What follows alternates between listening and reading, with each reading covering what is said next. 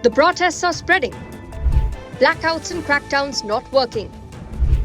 Shah of Iran joins Trump's hand. Khamenei defiant and unshaken. As protests in Iran worsen day by day,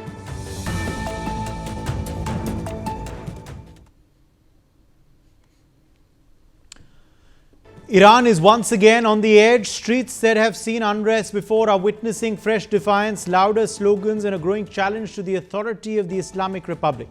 The big question tonight, can these protests actually threaten Iran's clerical regime? What has been going on in Iran and where have these mass protests reached? Well, let's get straight into it. Arun, welcome. You're watching Explained on NewsX. I'm Uday Pratap Singh. We're going to take you closer to these protests, describe them a bit more. Remember, they've now hit day 13 of them. The latest wave of protests in Iran began as a reaction to a deepening economic crisis, a collapsing currency, rampant inflation and rising cost of living that hit ordinary Iranians the hardest. Videos from Tehran's Grand Bazaar show shopkeepers closing their stalls in protest, blockading streets and chanting against soaring prices as the Iranian rial fell to record lows. Soon, what started off as economic unrest morphed into broader political dissent. As these images spread on social media, viral videos became a defining feature of this movement. One widely shared clip showed an older woman in Borouge seemingly bleeding from the mouth as she defiantly marched and shouted slogans. A symbolic moment broadcast across platforms despite internet limitations. Let's take a look at this video.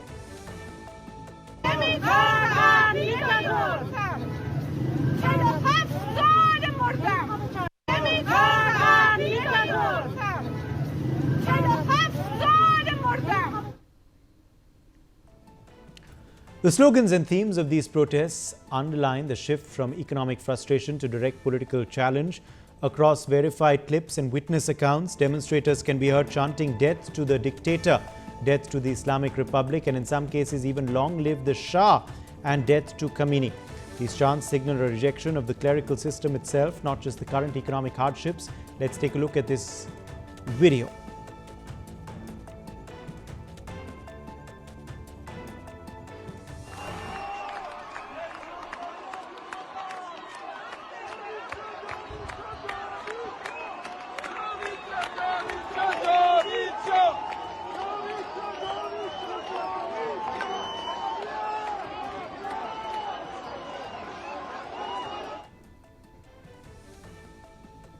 In response, the Iranian government has intensified its crackdown. Authorities have cut internet and phone connections nationwide, a tactic widely used in previous unrest to hinder coordination and block the spread of footage.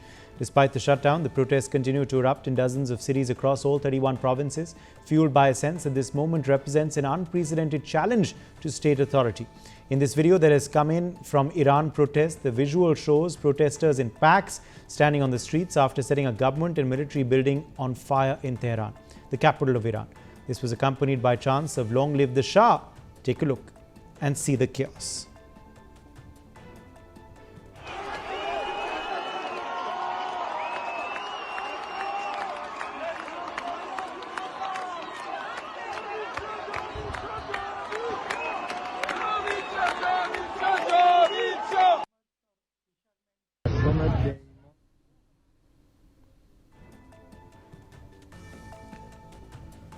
In another video coming in from the capital itself, we can see the aftermath of the impact of these protests that have now spread across all areas of Iran. In this visual on your screens, you can clearly see that these vehicles have been set on fire. But the vehicles belong to the regime security forces at Firdows Boulevard after the regime's troops failed to quell demonstrators. Take a closer look.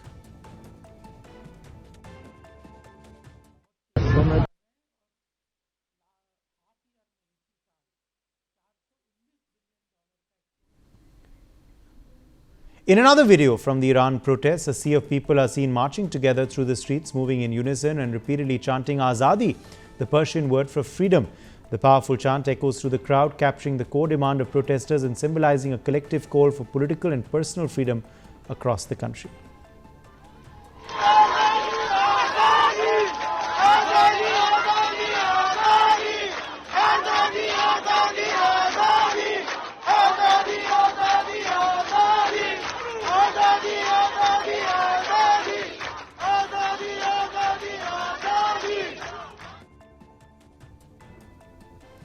In another video here on your screens, you can see an even larger crowd walking the streets of Iran and protesting. The sheer amount of people on the streets in unison is shocking in itself. This video now on your screens, although slightly unclear, shows another crowd of people protesting in Iran sometime after 10 p.m. and screaming and shouting slogans against the Islamic regime. This is in the neighborhood of Gisha, located once again in the capital of Tehran. Listen in to this clip.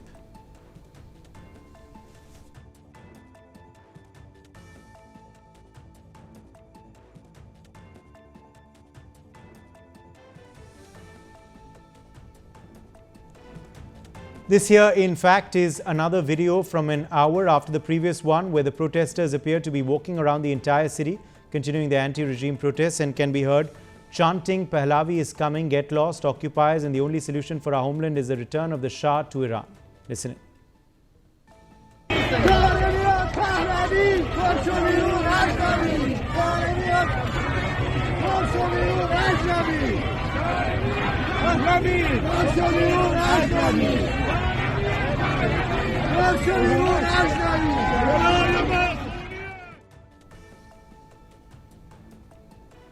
In this video, you can see the heights of the protests and how violent they've become. This is, of course, not the first time that Iran has seen such levels of protest for this reason. However, it is clear that the people are now burning down everything in their path. You can see a blaze so clearly, and the people are celebrating the fact. Listen in.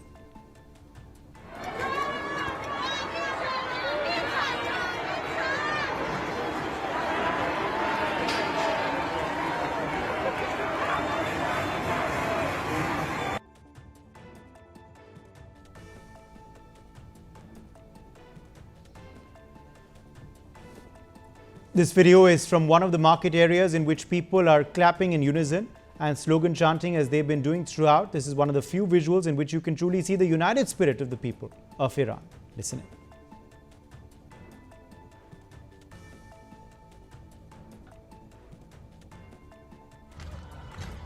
Now, when we talk about the intensity of the protests, it is very visible that the people of Iran are enraged, and due to that, they were also plunged into complete internet blackout to subdue the protests, and also so that visuals similar to those that we just saw do not circulate around the internet as they've been.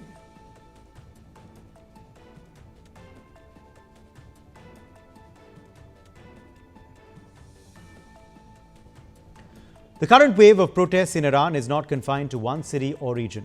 It has truly become nationwide in scope. What began in Tehran's Grand Bazaar has rapidly spread far beyond the capital, with demonstrators taking to the streets in major urban centers like Isfahan, Shiraz, Masad, Abadan and Lordagan, as well as in western provinces such as Ilam, Kermanshah and Loristan.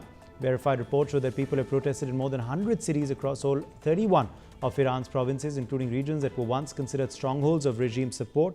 From northern provinces like Mazandaran and Golestan to southeastern areas such as Sistan and Baluchistan, crowds have demanded economic justice and political change, reflecting a broad geographic spread that illustrates the depth and reach of public anger. Iran's ultimate center of power lies in Tehran, where Supreme Leader Ayatollah Khamenei resides inside a heavily fortified compound in the city's Lavizan region, which is in the northeastern district. This complex is not just his residence, it houses key offices linked to the Supreme Leader's authority and is protected by multiple layers of security, including the Revolutionary Guards. Protesters have not breached this high security zone, but what has alarmed the regime is how close the unrest has come. Demonstrations have erupted across multiple districts of Tehran, including university areas, major commercial hubs and neighborhoods, just kilometers away from the corridors of power. Streets that normally remain insulated from dissent have witnessed marches, slogans and rapid mobilization. So can these protests topple Iran's clerical regime? History suggests it won't be easy. The state still commands powerful security forces and has crushed unrest before, but the scale, spread and often open defiance seen this time mark one of the strongest challenges in years. Whether this wave is suppressed or becomes a turning point remains to be seen. For now, the streets are tense, the leadership is under pressure, and the world is watching. The protests are spreading. Blackouts and crackdowns not working. Shah of Iran joins Trump's hand. Khamenei defiant and unshaken. As protests in Iran worsen day by day,